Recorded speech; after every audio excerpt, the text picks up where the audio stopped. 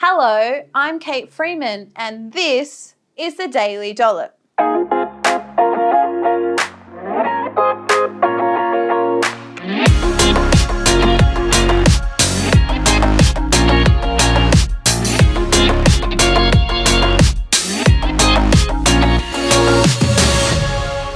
On this episode of the Daily Dollop, we're going to dive into the history of dieting. We're going to look at how diets have changed and evolved over the years, the allure of the fad diet industry, and I'm going to talk you through how you can break free from these disordered eating practices and eat well for the rest of your life. Well, welcome back to the show, everybody. My name is Kate Freeman. I'm a registered nutritionist and the founder of the Healthy Eating Hub. Fun fact about me is that my love language, if you've heard about the love languages, a very great tool. Just Google it. Actually, Google love languages. You'll be able to fill out a questionnaire. It's fantastic for marriages and kids and friendships and things like that, just understanding each other. So my love language is quality time. That's my top one. And my bottom one by like heaps, so way low, is gifts. I hate buying presents. I don't really fuss on getting them. Like if you give them to me, I mean, lovely. I'm very appreciative. But I don't know, gifts are there. If you do get a gift from me, you are very special and very rare, and I've tried very hard and I fought through lots of anxiety to get that gift to you. So I'm bad. Just ask my family. I'm bad at buying gifts to my parents, my siblings. My kids do okay because my husband is better at gifts than me, so they have him to thank. But you know what? If you want to really love me, like let's get down for a coffee, spend some time, have a big D&M and talk about the deep, meaningful things of life. Friggin' love that. So anyway, on to today's show. I'm really excited to just bring you a little twist off the regular program today. And I'm going to base this episode after a piece that I wrote for Her Canberra magazine, which had a theme of time. And they asked me to look at and write a piece on diets through time. And I thoroughly enjoyed writing that piece. I'll link to it in the show notes if you want to read it. But I'm actually going to go through the dieting through the decades that I researched through that piece because I just found it so fascinating. And it was actually almost comforting to know that, you know, the pull and allure of the fad diet industry is so strong. Like, we're obsessed with losing weight and being thin, but it's actually not a new thing. It's something that has been sort of ingrained in our culture for a number of generations now. And so we're really if we're going to sort of start to push back against the way that we approach food, is that we're really fighting against generations of people dieting and thinking about their weight and food and doing really disordered eating practices. Like, you think some of the diets that we do now are bad, and some of them are, but whew, golly, some of the diets I'm about to tell you, just cray. You know, I think the thing that's really important to understand is that the word diet has a number of different definitions. And so we use the word diet to describe a habitual eating pattern of an individual or a community. So we say the Western diet increases your risk of cardiovascular disease, or, you know, the dog's diet is XYZ and, you know, makes them poop all the time, etc. Right? We use the word diet to describe a habitual eating pattern. That's one definition of the word. But then the word diet can be also used and defined as being a restrictive or regimented eating pattern that one embarks upon in order to achieve a particular goal, mostly weight loss. And so it is this definition of a diet being a restricted or regimented eating protocol that I want to address in this episode. And really, a fad diet is one that sort of pops up and becomes really trendy for a little while, just like fashion and accessories do. You know, like this off-the-shoulder smocking. I don't know if that's even cool anymore on my dress that I'm wearing right now. But, right, just like fashion pops up and there's a fad, so too do fad diets. But fad diets in particular are weight loss programs or protocols or meal plans that promote particularly quick weight loss and dramatic results for very little effort. Like, that's what they're promoting. They often claim that they're the best and most superior way for the person to achieve their goals. They use a lot of emotion in their marketing. Unfortunately, though, with all of these claims that they make, many of them are not backed by any scientific evidence in terms of the really black and white claims that they make. You know, the thing that fascinates me the most about fad diets is the promotion of the benefits of ritualistic and sacrificial eating. So it's almost religious. Like they rely on the testimony of their followers to sell their products.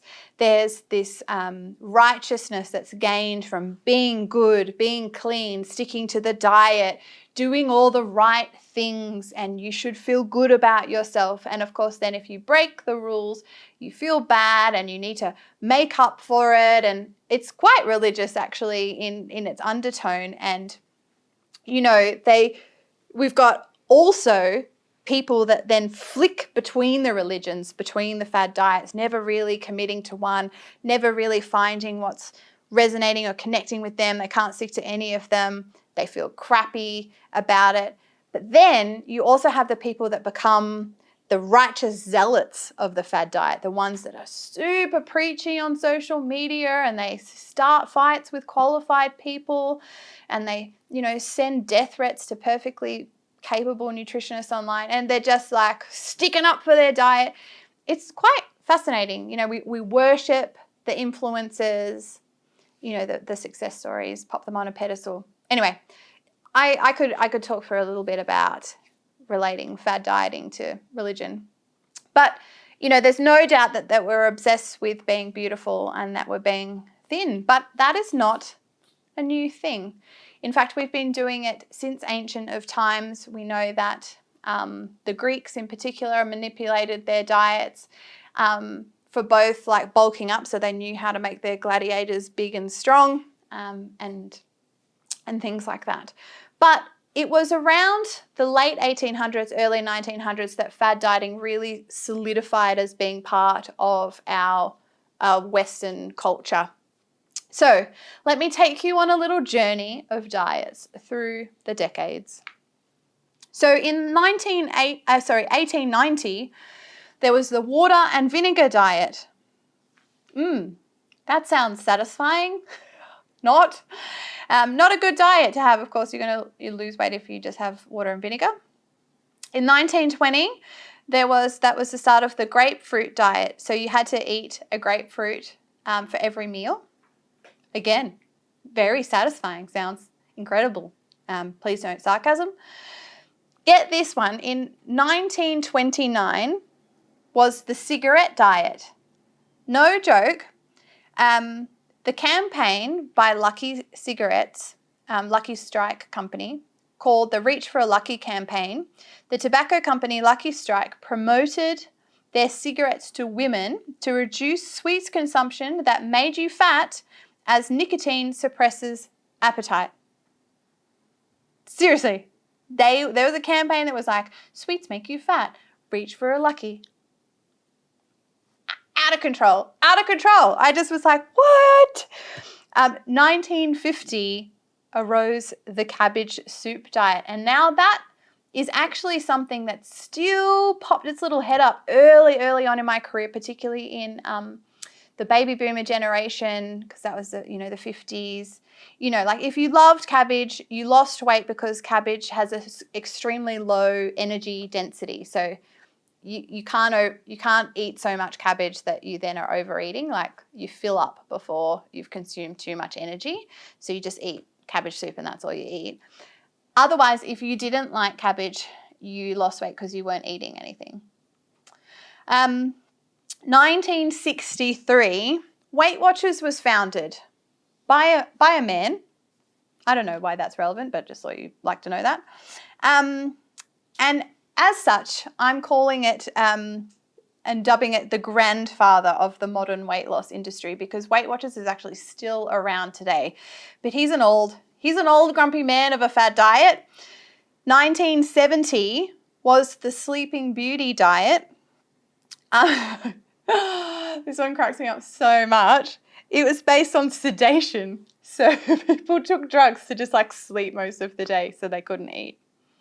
I kid you not, like seriously. 1975 was when the Paleo Diet very first hit the shelves. So the original Paleo book was published all the way back in 1975. And as you'll see shortly, it raises its little head frequently over the next decades after that. 1977, Slim Fast and the Shake Diet was born. Now, oodles of company, Optifast, Isogenics, a Cambridge Shake Diet, like heaps of different companies, Celebrity Slim, sell shakes. There's so many popping up in my Instagram feed. I was like, when are we going to understand that we really like eating food and we just need to learn how to eat food in a healthy way? Like, anyway, the shakes that happened in the 1970s. 1985, a diet called Fit for Life started. This diet has heaps of rules around the macronutrients. So we can probably blame it for all the talk around all the macronutrient arguments that we have. So macronutrients being carbs, fats, and proteins. But they had a rule around not being able to, you can't pair your carbs with your protein, which is weird because that means then you couldn't eat like most foods because they have carbohydrates and proteins in them together, because most foods are a mixture of macronutrients. Anyway, there you go. 1992, the Atkins diet originated. So Dr. Atkins published his first book in 1992, and it was based on the high protein, low carb diet. And it's actually, it became a household name in the 90s. I distinctly remember that diet being a teenager and sort of graduating high school in the 90s. 1995, the Zone Diet originated, which is a program that has all kinds of rules around macronutrient pairings.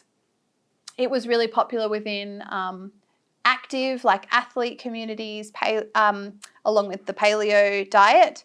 CrossFitting became really popular sort of later on in the 2000s, but they adopted the Zone Diet in a number of their sort of areas. 2002, paleo arose to popularity again, and a new book hit the shelves. And I believe that popular culture has never been the same since. So that was right when I started my undergraduate degree in nutrition in 2002, and paleo was a thing.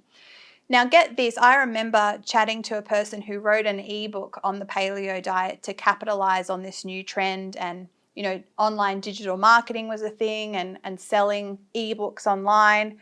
And this person literally just bought a regular cookbook, removed all the grains and legumes and dairy to then make every recipe in that cookbook paleo, didn't test, didn't do anything, just used like stock photos, created an ebook, made thousands of dollars every month selling this special paleo ebook of just like full made up recipes. Anyway, crazy.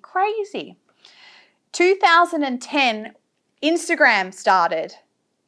Holla to iPhone foodography and the rise of the influencer, the rise of clean eating, and we know that has been a game changer with the way people review food and their diets and bodies, and probably not for a positive. It's probably made things more challenging. In 2011, the Hcg diet rose to popularity, which is a homeopathic drop of a pregnancy hormone called Hcg that you drop under your tongue. And you combine that with eating only 500 to 800 calories a day. So I wonder why you lose weight. Is it the homeopathic drops, or is it the calorie restriction? I'll let you guys figure that one out. 2012, HelloFresh hits the market. Yes, it is that old. It may have taken a few years for it to filter out to your regional area in Australia, but certainly in the metropolitan areas like Sydney and Melbourne, it was around. And that has changed the way a a generation cooks and prepares foods. 2014, Paleo Pete's book hits the shelves. And of course, he generates a huge amount of PR and controversy, makes a killing selling so many things, coconut oil and other books and crazy things. 2015, the keto diet starts to make a comeback. I actually wrote an article for Her Canberra around that time where I predicted that the keto diet would increase in popularity for the following year.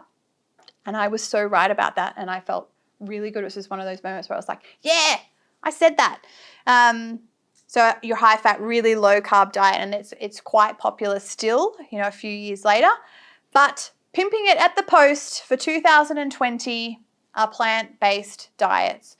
So as we start to delve into gut health and longevity and, all sorts of things, we're seeing the importance of plants being the majority of our diet. And of course, vegan and vegetarian diets, although have been around for a very, very long time, are gaining huge popularity within the fad sort of area of nutrition. So look, guys, I think just to wrap up this episode is that there have been so many pieces of misinformation that have stemmed from all of these diets. And I've only really scraped the surface on what the diet industry is and what it has been and things like that. The main take-home message is that if you're wanting to lose weight, most of these programs give you an unrealistic expectation of what weight loss is achievable for you. And there is also no one perfect way that you can eat. And so the key takeaway message from this episode is that, one, you have to find a realistic expectation of weight management, something that you can do for the rest of your life. Slow, steady, sustainable, maintainable, really try and break free from this mindset that you have to get it all perfect. And lastly, that there is this particular way that you have to eat. It's simply not true. There are just key nutrition principles that I've talked about through other episodes that if we can learn to apply them consistently in a way that suits us best, that we can be healthy, we can manage the weight that's right for us and our bodies, and then we can just move on with our lives and not have to be so stressed and worried about food and thinking, what's this next best diet that I need to find? Well, I hope you enjoyed this episode of the Daily Dollop. I certainly loved sharing it with you. Have a fabulous day, team, and I'll see you in the next episode.